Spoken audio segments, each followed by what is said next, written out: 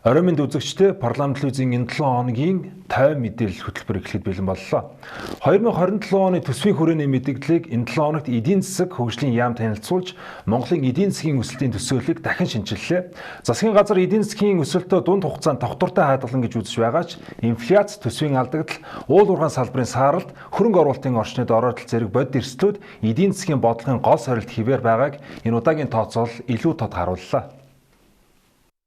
Эдийн засаг хөгжлийн сайд инх баяр 2026 онд нийт эдийн засаг 5.7% өснө гэх өмнөх төсөөллийг 5.4% болгон бууруулснаа мэдэгдэв. Түүний тайлбарснаар төсөв санхүүгийн нөхцөл хүндрхийн зэрэгцээ, уул уурхайн салбарын өсөлт саарч эхэлсэн нь энэхүү төсөөллөө дахин тооцоход хүргэжээ.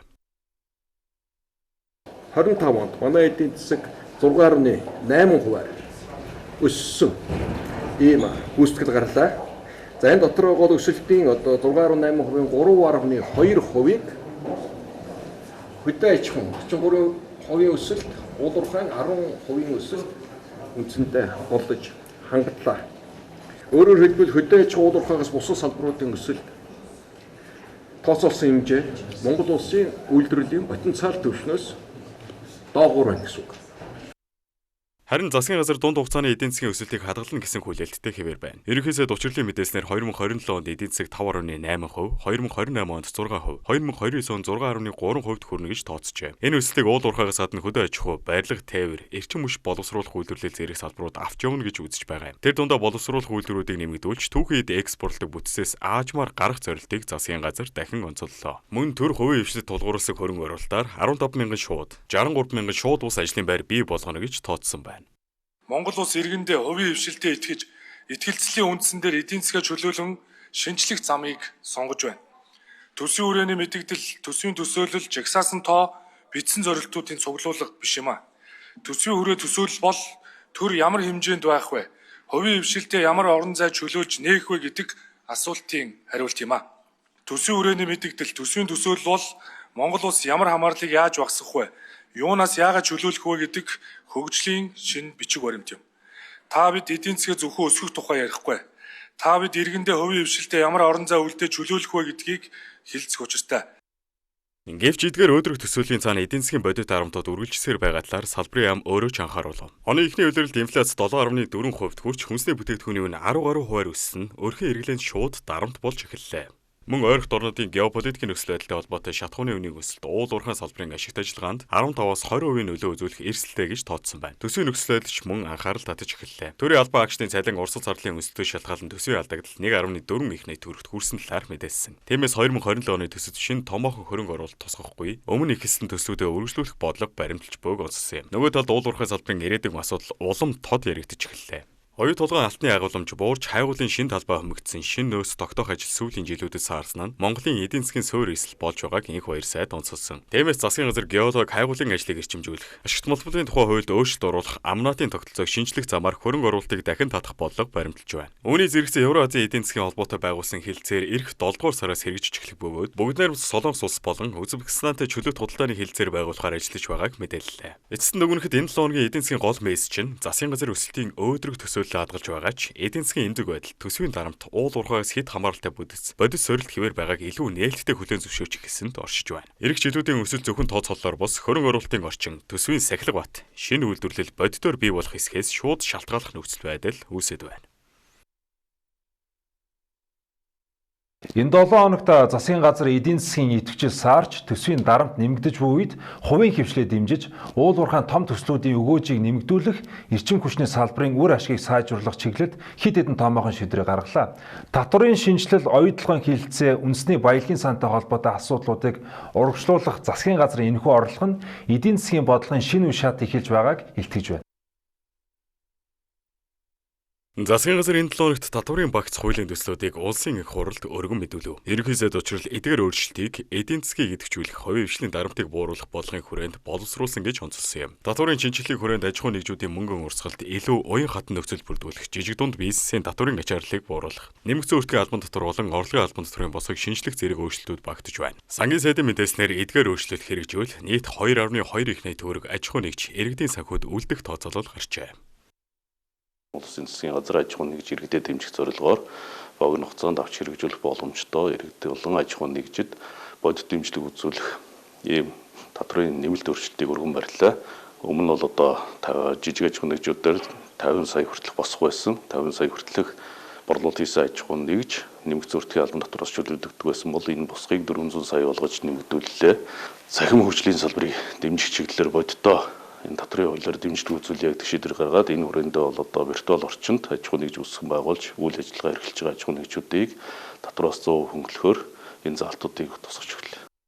Эдийн засгийн орчин хумигдж хувийн хвшлийн хөрөг чадвар суларч буй энэ үед засгийн газар татврын бодлогоор дамжуулан зах зээлдээ тодорхой хэмжээний амьсгаа өгөх орлого хийж эхэлсэн нь юм. Гэхдээ төсвийн орлого буурах эрсдэл нэмэгдэх энэ үед зарлагын сахилга бот хэрхэн хадгалагдах вэ гэдэг асуулт мөн зэрэгцэн тавигдж байна. Нөгөө талд уул уурхай салбарын хамгийн том асуудал хэвээр буй оюутлогоо хилцээ идэвхтэй үргэлжлэж буйг аж үйлдвэр эрдэс соёлын сайд дамд нэм мэдээллээ. Хилцээний хүрээнд төслийн зээлийн хүүг бууруулах, менежментийн төлбөрийг олон улсын жишгт ойртуулах, засаглалыг сайжруулах асуудлууд яригдж байгаа юм байна.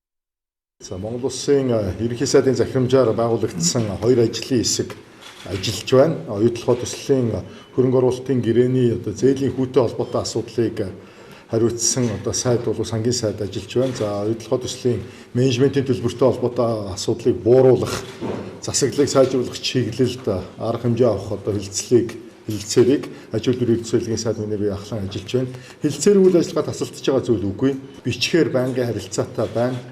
Бид саналуудаа удаа тавьж байгаа. Хилцээр бодит үр дүнтэй явж байгаа. Нэгдүгээрт бол зээлийн хүүгийн хилцээрийг хилцэх төгжээ байсан 7 жилийн төгжээг бид авч байсан. Хоёрдугаарт хилцээрийг заавал үр дүнд хүртэл нь үргэлжлүүлнэ гэдэг тохиролцоонд хүргэж чадсан.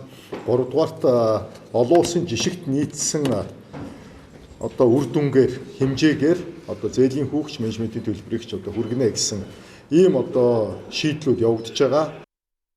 Мөн засгийн газрын стратегийн ордуудын төрийн эзэмшлийн хувь хэмжээг шинжилэн тогтоож, үндэсний баялагын санд хуваарлах эрх зүйн орчныг яаралтай боловсруулах чиглэл өгснээр анхаарал татлаа. Ингэснээр уул уурхайн гөгөөжийг зөвхөн төсөвт төлөвлөрөх бус, иргэдэд хүртээмжтэй хуваарлах, тогтолцоог бэхжүүлэх улс төр, эдийн засгийн шинэ мессеж гарч эхэллээ гэж ажиглагчид харж байна. Харин эрчим хүчний салбарт олон жил яригдсан үр ашиг алдагдлын асуудалд засгийн газар энэ удаах илүү хатуу байр суурь илэрхийллээ. Эрчим хүчний сайд үйлдвэрлэх, дамжуулах, түгээх бүх шатанд өртөг зарлыг дор хаяж 3% бууруулах, худалдан авалтын ил тод байлыг нэмэгдүүлэх, сахилга хариуцлагыг чангадах цог зарах хэмжээ авахаа мэдэгдэв. Үүнээс эргэсэн Улаанбаатар хотын орон сууцны 53% дулааны тоолуур суурилуулах боломжтой гэсэн судалгааг танилцуулж, цаашаа шинээр баригдах барилгуудад дулааны тоолуурыг заавал суурилуулах шаардлага тавихаар болсон нь хэрэглээний үр ашиг төлбөрийн шударга тогтолцоог бий болгох дараагийн алхам гэж үзэж байна.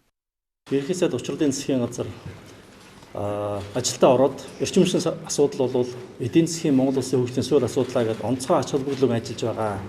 Одоо баригдаж байгаа хувийн хөрөнгө оруулалтад баригдаж байгаа Сэлэнгийн 70 мегаваттын чадaltaй хувийн хөрөнгө оруулалтад дулаан цахилгаан станцыг цаг хугацаанд нь ашиглалтанд оруулах. За мөн бүгд хамт хятад ард улсаас эрчим хүч импортлох шаардлагатай байгаа. Зис соёо буюу цахилгаан дамжуулах дэд станцын ажлыг шуурхайлан ашиглалтанд оруулах. За мөн оргил ачааллын үед иргэдийг аж ахуйн нэгж байгууллагыг цахилгаан хязгаарлахгүй тулд батарей хураагуурыг богино хугацаанд хэрэгжүүлэх 5 аймагт 5 байршил дээр нарны цахилгаан станцыг маш богино хугацаанд нээлттэй сонгочлолтоор яаралтай хэрэгжүүлэхийг үүрэг даалга болгосон байгаа. Мөн хөдөлмөр нийгмийн түншлэлийн 2026-аас 2028 оны улсын хилцээрийн төсөлд үйлдвэрчний эвлэл ажил олгогчид төрийн байгууллагуудаас 100 гаруй санал ирж хилцээг хэвлүүлэхэд бэлэн болсон талаар мэдгдсэн хөдөлмөрийн зах зээлтэй холбоотой шинэ тохиролцоонууд ойрын хугацаанд эхлэх тохиол боллоо. Дүгнэлт хэлэхэд энэ 7 өдрийн засгийн газрын шийдвэрүүдээс харахад эрх баригчид эдийн засгийн удаашрал, хөрөнгө оруулалтын эргэлзээ, төсвийн дарамтыг зөвхөн төсвийн тэлэлтээр бус бүтэц бодлогын өөрчлөлтөөр даван туулах орлого хийж эхэллээ. Татврын шинжилгээр хувийн хвшлээ дэмжих, оюутлогын гөгөөжийг нэмэгдүүлэх, эрчим хүчний салбарын үр ашгийг сайжруулах зэрэг алхмууд нь богино хугацаанд эдийн засгийн дарамтыг зөөлрүүлэх зорилготойч бодит үр дүн хэрэгжилт, засаглал, улс төрийн тогтвортой байдлаас шууд хамаарах хэвээр байна. Эдийн засаг хөгжлийн яам болон Монгол Улсын хөгжлийн банк хамтран Монгол Улсын хөгжлийн санхүүжилтийн шийдэл сэдвийн хүрээнд 7 хоногийн турш нээлттэй хэлэлцүүлгүүдийг өрнүүллээ. Энэ үеэр төр хувийн хвшил, санхүүгийн байгууллагууд хамтран хөгжлийн төслүүдийг илүү үр ашигтай, тогтвортой санхүүжүүлэх боломж гарцыг хэлэлцсэн байна.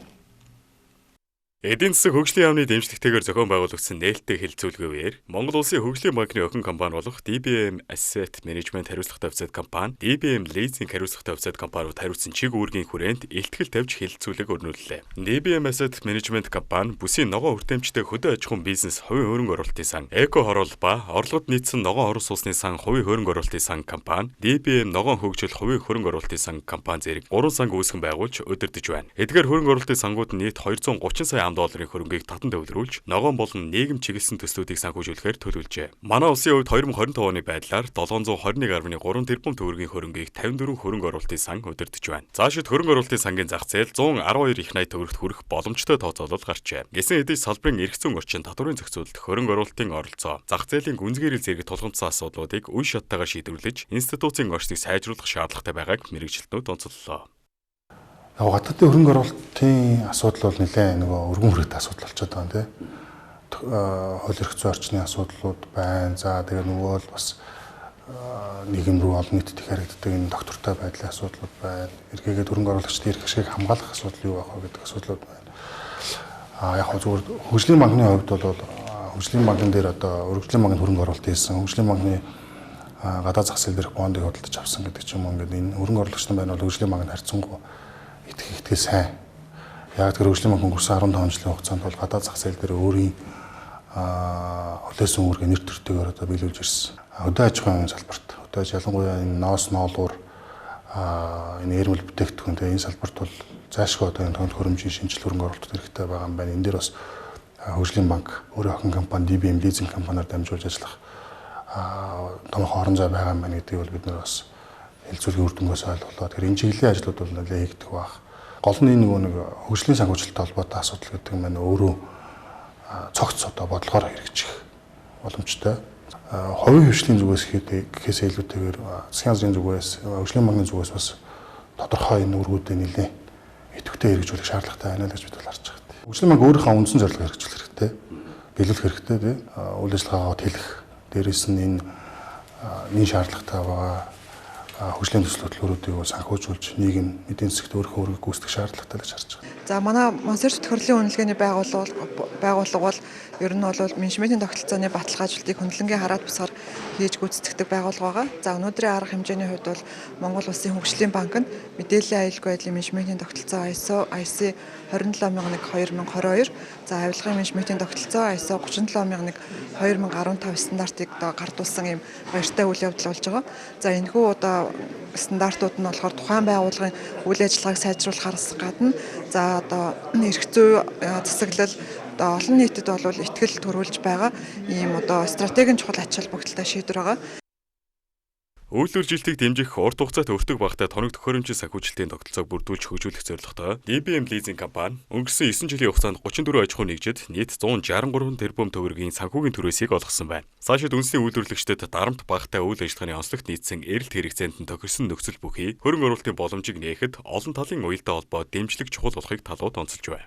Мөн энэ үеэр хүнс хөдөө аж ахуй хөнгөн үйлдвэрлэлийн яам, хөгжлийн банк хамтран хамтын ажиллагааны санамж жижиг байгууллаа. DBM Leasing компаниар дамжуулан дотоодын ноос ноолуурын салбарын боловсруулах үйлдвэрлэлд санхүүгийн дэмжлэг үзүүлэх, арьс боловсруулах технологийн шинжилгээг хэрэгжүүлэх, урт хугацааны санхүүжилтийн их үүсэр хүртээмжийг нэмэгдүүлэхэд хамтран ажиллахаар болов. Хөгжлийн банк нь байгуулагдсан цагаас олон улсын зах зээлд идэвхтэй оролцож, өнгөрсөн хугацаанд нийт $486 тэрбум $10 их үүсвэр татан төвлөрүүлж, эдийн засгийн өсөлтөд стратегийн ач холбогдол бүхий төслүүдийг санхүүжүүлсэнийг онцоллоо. 2026 онд олон улсын зах зээлд бонд их усүр татах судалгаа хийгдэж байна. Хөгжлийн банкны нийт зээлийн 54.8% нь чанаргүй болж түүний 76% эрсдлийн сан байгуулсан байна. Хуулийн байгууллагаар буюу шүүхийн журмаар 2018-аас 2026 оны хооронд 55 зээлийн нийт 1.8 их найт төгрөгийг нэхэмжилсэн. Гэсэн хэдий ч өнөөдрийн байдлаар эргэн төлөлт хангалтгүй байгаа бөгөөд хөгжлийн банкны зүгээс чанаргүй активуудыг бууруулах хүрээнд засгийн газрын тогтоол шийдвэрүүдийг гаргуулan төр хувийн хвшилтэд хамтран үе шаттайгаар төлөвлөхөөр ажиллаж байна хэмээн мэдээллээ. Ардчсан нам энэ 7 хоногт үндэсний бодлогын хорооны хурлаараа намынхаа шинэ удирдлагын бүтцийг баталж ерөнхий нарийн бичгийн дараагаар Испаяр цогтыг сонголоо. Энэ нь зүгээр нэг дотоодын тамилгаа бус 2027 оны ерөнхийлөгчийн сонгуул 2028 оны улсын хурлын сонгуулийн өмнөх улс төрийн байрлал дотоод эв нэгдлийн том дохио болж байна. Арслан намын үндэсний бодлогын хорооны 69-р хуралдаанд оролцсон гишүүдийн 66.2% нь Сангажавын баяр цогтыг намын ерөнхий нарийн бичгийн дараагаар сонгохыг дэмжснээр олон жил дотоод фракцийн зөрчилд талцлаар явсан нам зохион байгуулалтын шинэ үе рүү шилжих орлогоо албан ёсоор эхлүүлв. Сүүлийн жилүүдэд Арслан намын гол сул тал нь үзэл баримтлалын маргаанаас илүү дотоод эрх мэдлийн зөрчил байсан. Тамганы маргаан, олон даргатай бүтэц, фракц хоорондын үйл ойлголцол нь намайг удаан хугацаанд сөрөг хүчний бодит үүргээ хэрэгжүүлэх боломжгүй болгосон гэж улс төр судлаачид дүгнэдэг. Харин 2024 оны сонгуулийн өмнө эвлэрлэлийн ажлын хэсэг байгуулж нам доторх хэд хэдэн урсгалыг нэгтгэх үйл явц ихэлсэн нь Арслан намыг парламентд 42 суудалтай болоход тодорхой нөлөө үзүүлсэн гэж намын гишүүд өөрсдөө үнэлж байна. Тухайн үеийн эвлэрлийн ажлын хэсгийг баяр цогт ахалж ажилласан нь түүнийг энэ удаагийн томилгоонд хүргэсэн гол хүчин зүйлүүдийн нэг боллоо. Шинэ томилгооны цаана Арслан нам 2027 оны ерөнхийлөгчийн сонгуулийн бэлтгэлээ эртнээс эхлүүлж буй улс төрийн тооцоололж харагдаж байна. Тус намын үндэсний бодлогын хороо энэ удаагийн хурлаараа ерөнхийлөгчд нэр дэвшигчийг тодруулах шинэ журмаа мөн баталжээ. Өмнө нь ерөнхий байдлаар зохицуулагддаг байсан асуудлыг илүү тодорхой дүрм шалгууртай болгосон нь нам доторх хөрсөлтөөнийг эрт зэгслэх орлого гэж ажиглагчид харж байна. Хууль тогтоомж нь тогтвортой байдаг. Дарамт үзүүлдэггүй. Татварын мэдээж хэрэг төрд бол татвар хэрэгтэй. Гэхдээ энэ татвар нь бизнес эрхлэгчдийг бизнесийн боломжийг хумаад байдаг. Төрийн бизнес нь хувийн бизнестэйгээ өрсөлдөд байдаг ийм орчинд байх юм бол энэ улс орн бол хөгжихгүй. Хувийн хэвшил дээрээ тулгуурлаж яж улс орнууд хөгждөг. Тэгэхээр бид нар дэлхийн чинээтэй улс болъё гэвэл дэлхийд өрсөлдөх чадвартай хувийн хвшлүүдээ бид нар бий болгох ёстой. Энэ бол Арслан намын үндсэн зорилтоо. Ингэж бизнесийн орчноо сайжруулахад бид нар гадаад орноос хамааралтай байгаа 2-3 салбар байна. Хамгийн гол салбар нь эрчим хүчний салбар, дараагийнх нь шатах тослох материалын салбарт байгаа. Энэ хоёр дээр бид нар бол үнэхээр том реформ хийж чаднаа. Өөрөөр хэлбэл засагласан 4 жилдээ бид нар Монгол улсыг эрчим хүчний хувьд биеийн даалгаад дотроо тохируулах хийх чадвартай ийм эдийн засгийг бий болгоно. Нөгөө талд энэ томилгоо Арслан нам доторх нөлөөний шин тэнцвэрэгч ил тод болголоо. Намын 6 том фракц ихэнх нь баяр цогтыг дэмжсэн бол эсэргүүцэх тал нь Батуулагтай ойр бүлэглэлүүд байсан талаар улс төрийн хүрээнд яригдж байна. Энэ нь Арслан нам доторх эвдрэл бүрэн дуусаагүй ч олонх нь институцийн тогтвортой байдлыг илүүд үзэж ихснийг харуулж байгаа юм. Сангажавын баяр цогт өөрөө Арслан намын 36 жилийн дараа 2 дахь сэргэн мандалтаа эхлүүлж чадлаа хэмээн мэдгдсэн нь намын шинэ удирдлага эрх сонгуулиудыг зөвхөн улс төрийн өрсөлдөөн бус намын шинжлэлийн үе гэж харж бөгөлдөглөө. Эцэст нь хэлэхэд энэ 7 өдрийн Арслан намын шийдвэрээс харахад Арслан нам олон жилийн дотоод хямралаасаа гарч эв нэгдэлтэй сөрөг хүчин болох дүр төрхөө сэргээхийг оролдож эхэллээ. Гэхдээ эвлэрлийн улс төр бодит институцийн шинжилэл болж чадах уу? Эсвэл сонгуулийн өмнө төр эвсэл хэвээр үлдэх үү гэдэг нь дараагийн улс төрийн том сорилт хэвээр байна. Баяр цогтын томилгоо Арслан намыг нэгтгэх алхам болсон ч түүнийг жинхэнэ шалгуур нь 2027 оны ерөнхийлөгчийн сонгуулийн өмнөх дотоод өрсөлдөөний хэрхэн удирдах дээр төвлөрөхөөр байна. Эрчим хүчний салбарын засаглалыг сайжруулах, үр ашгийг нэмэгдүүлэх тогтоолын төслийг хэлцлээ. Стратегийн ач холбогдол бүхий ашигт малтмалын орд дахь төрийн эзэмшлийн хувь хэмжээг тогтоох асуудлыг хэлцэв. Эмэлт эко аж үйлдвэрийн паркийн дэд бүтцийн бүтээн байгуулалтыг эрчимжүүлэх ажлыг хэлцлээ. Алт 3 баяныг эрчимжүүлэх зарим арга хэмжээний тухай тогтоолын хэрэгжилтийг хангах асуудлаар хэлцлээ. Арслан намын үндэсний бодлогын хорооны хурлаар намын ерөнхий нарийн бичгийн дарга 5 дэд даргыг сонгов. Ерөнхийлөгчийн тухай хуулийн бүрэн эрхийн хугацаатай холбоотой маргааныг хэлэлцэв. Эдийн засаг хөгжлийн яам болон Монгол Улсын хөгжлийн банк хамтран Монгол Улсын хөгжлийн санхүүжилтийг шийдэх сэдвт 7 хоногийн аяныг зохион байгуулав. Дулааны 5 дугаар цахилгаан станц төслийн бүтээн байгуулалтын нээлтийн үйл ажиллагаа болов. Хүнс хөдөө аж ахуйн хөнгөн үйлдвэрийн салбарын удирдах ажлын зөвлөлдөх уулзалт боллоо. Монгол Улсын шилдэг 50 татвар төлөгч байгууллагт шагнал гардууллаа. Үндэсний статистикийн хорооноос 5 жил тутам зохион байгуулдаг аж ахуйн нэгж байгууллагын ээлж тоолго энэ сарын 15-ны хүртэл үргэлжилнэ. Ойн тухай хуулийн шинжилсэн найруулгын төсөлд иргэд олон нийтийн санал авахаар парламент цахим системд албан ёсоор байршууллаа. Эрчим хүчний салбарт эрх хөвөл 150 мегаваттын чадлын дутагдал үүсэх бодит эрсдэл үүссэн талаар салбарын сайд мэдээллээ. Нийслэлийн 5 дөрөг 21 аймгийн амаржих газарт нийтдээ 1167 их баригч ажиллаж байна. Гэрте ойрхон сайн сургууль буюу аслагдсан дүүрэг багуудад урдан угсардаг орчин үеийн контейнер сургуулийн загварыг нэвтрүүлнэ. Улсын хэмжээнд 2025 онд нийт 56.2 мянган хүүхэд төрсөн нь өмнөх оны мөн үеэс 5.7%-аар буурчээ. Нас барсан даатгуулагчийн гэр бүлийн гишүүнд олгох тэтгэмжийн хүсэлтийг портал цэг, эн даатгал цэг эмээн захимаар авч эхэллээ. Эрдэнэс 5 толгой хувьцат компани 125 удаагийн арилжаагаар 6.9 сая тонн нүүрс борлуулжээ. Өнгөрсөн сард манай улсад 64600 орчим жуулч ирсэн нь өнгөрсөн оны мөн үетэй харьцуулахад 26%-аар өссөн дүнтэй. Парламент телевизийн 7 хоногийн тайм мэдээллийг та бүхэнд хүргэлээ. Анхааралтай суудал баярлалаа.